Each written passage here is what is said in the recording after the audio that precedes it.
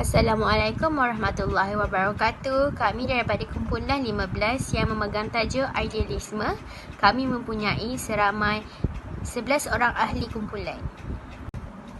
Definisi idealisme adalah kewujudan hakiki bukan bersifat material tetapi bersifat mental atau bersifat idea mahupun bersifat kerohanian. Antara tokoh-tokohnya ialah Plato, Immanuel Kant, Brian Spinoza, Cross Berkeley, Rain District dan George William Freud. Seterusnya ialah ciri-ciri mempunyai dua. Yang pertama, memberi penegasan bahawa realiti bukanlah apa yang dibina oleh minda kita untuk kita. Yang kedua ialah menekankan hal-hal bersifat idea dan merendahkan hal-hal material dan fizikal. Seterusnya, pengaruh terbagi kepada dua iaitu pendidikan muzik dan penulisan sastra.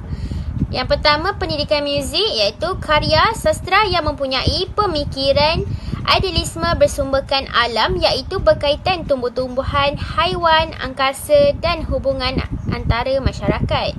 Seterusnya, penulisan sastra ialah tenaga pengajar mementingkan aspek nilai yang tinggi dalam muzik yang dianggap kekal dan hanya muzik yang bermutu sahaja untuk dipelajari oleh pelajar.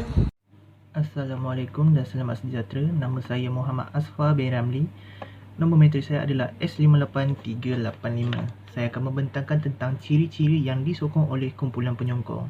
Yang pertama sekali, idealism paradox.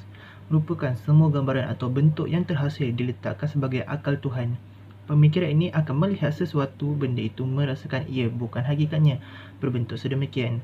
Bentuk yang dilihat itu dianggap bukanlah hakikatnya, sebaliknya adalah gambaran yang terhasil di minda. Yang kedua, Kant dan Socrates. Mereka berpendapat dalam proses pendidikan, pengetahuan adalah lebih baik dikeluarkan daripada pelajar dan bukannya diberikan oleh guru. Yang terakhir sekali, Plato berpendapat bahawa pengetahuan sebenar adalah hasil daripada proses takulan akal semata-mata. Seterusnya, ciri-ciri yang ditolak oleh kumpulan penentang iaitu idealism kritikan atau kritisism. Mendakwa bahawa kewujudan ini adalah hasil cetusan psikologi. Pemikiran ini didukungi oleh Immanuel Kant. Beliau menolak bahawa aliran ini hampir sama dengan Berkeley, tapi Kant mengatakan bahawa kewujudan idealism itu berbilang-bilang bukannya satu, seperti mana dakwaan Berkeley yang beraliran idealism subjektif. Seterusnya, amalan dan tindakan kumpulan penyokong terhadap idealism dari aspek pengkembangan ilmu, iaitu epistemologi atau pengetahuan atau ilmu. Idealistis percaya seseorang itu boleh memperoleh pengetahuan selain daripada kaedah saintifik. Kaedah yang digunakan juga tidak terhad dan terkongkong kepada ujian empirikal sahaja. Keimanan, takulan dan institusi juga boleh diterima untuk mendapatkan pengetahuan. Yang terakhir sekali, idealism berkaitan bidang sosial atau pendidikan. Idealism mempercayai tentang kepentingan akal dan idea, memupuk ikatan antara pelajar dan unsur-unsur kerohanian serta memberi penekanan kepada kerohanian antara manusia dan alam. Daripada Kneller 1971, bertujuan agar anak murid boleh menjadi kaya dan memiliki kehidupan yang bermakna, memiliki kepribadian yang harmoni dan penuh warna, hidup bahagia, mampu menahan pelbagai tekanan hidup. Guru sebagai personifikasi dari kenyataan anak murid. Ini bermaksud guru merupakan pendidik yang akan menghantarkan anak murid dalam mengenali dunia. Sekian, terima kasih.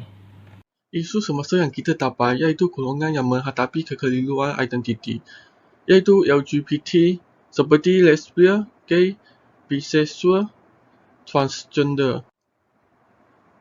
Contohnya, isu kecelaluan identiti juga dikenali sebagai kecelaluan gender yang merupakan salah satu sakit mental. Dalam isu semasa ini, terdapat juga dua kelompok, iaitu pesakit yang memerlukan lawatan psikiatri dan golongan yang berjuang menuntut hak asasi manusia untuk membela golongan tersebut. Faktor yang menjadi punca berlakunya masalah ini biasanya berpunca daripada masalah keluarga dan faktor persekitaran, biasa seperti pergaulan bebas. Amalan ini ialah amalan mengenai falsafah idealisme adalah mempercayai bahawa jiwa dan kerohanian manusia amat penting dalam kehidupan. Ciri epistemologi ialah mempengaruhi pengetahuan dan ilmu terhadap individu. Isu ini melibatkan pengetahuan seseorang individu terhadap identiti seseorang. Ciri epistemologi yang melibatkan nilai seseorang individu. Perkara ini kerana ia melibatkan turun-temurun daripada generasi ke generasi. Tidak wujud secara fizikal atau mendelia kerana hanya sifat dan perlakuan yang mengubah sikap mereka. Akan tidak melibatkan pertukaran alat kemaluan. Seseorang perlu menerima jantina yang asal dan tidak merubah ciri-ciri yang sedia ada. Wujud dalam bentuk pemikiran dan rohani yang akan mempengaruhi seseorang secara mental, kerana pemikiran yang bercampur dengan pengetahuan bersifat negatif akan menyebabkan seseorang bertindak di luar jangkaan. Terdapat 5 cadangan untuk menambahbaikan isu LGBT berdasarkan falsafah idealisme. Yang pertama, meningkatkan fahaman agama dalam agama masing-masing.